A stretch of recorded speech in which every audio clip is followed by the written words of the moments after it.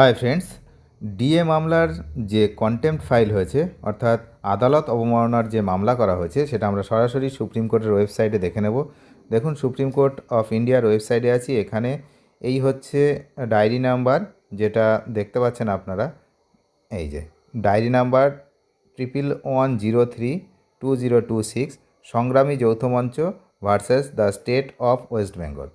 এই যে কেসটি হয়েছে 19/2/2026 গতকাল 9:33 PM এই এটা কিন্তু লিস্টেড মানে হয়েছে, কেসটা হয়েছে, কন্টেম্পট ফাইলটা হয়েছে। কারণ কেস নাম্বার এখনও আসেনি, আর সিআরএন নাম্বার চলে এসছে অলরেডি।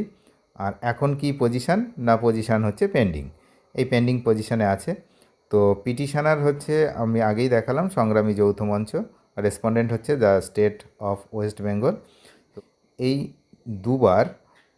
দুবার কিন্তু আমরা এই রায় পেলাম, কিন্তু টাকা পেলাম না।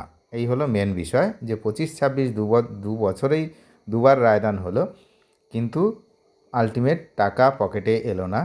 তো এখন দেখা যাক যে সংগ্রামী যৌথ মঞ্চের করা এই যে কন্টেম্পট ফাইল, এই কেসটি কখন, এই পেন্ডিং যে জায়গাটা, সেই জায়গাতে কোনো আপডেট কখন আসে সেদিকে আমরা নজর রাখছি।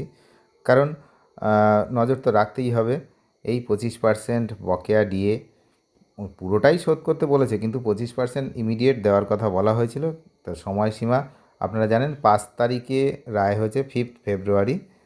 আর ফেব্রুয়ারির 5 থেকে আজকে হচ্ছে আপনার 20, এই 15 দিন অতিবাহিত হয়ে গেছে। রাজ্য সরকারের তরফ থেকে কোনোরূপ কোনো কিছু দেখা যায়নি, তাই আবারও কিন্তু বাধ্য হয়ে এই সুপ্রিম কোর্টের পথে হাঁটলেন কর্মচারী সংগঠন। এবং আমরা জানতে পারছি যে অলরেডি কনফেডারেশন তারাও ভাবছেন কিন্তু এই কন্টেম্পট ফাইল করবেন, যেহেতু 15 দিন অতিক্রান্ত হয়ে গেছে।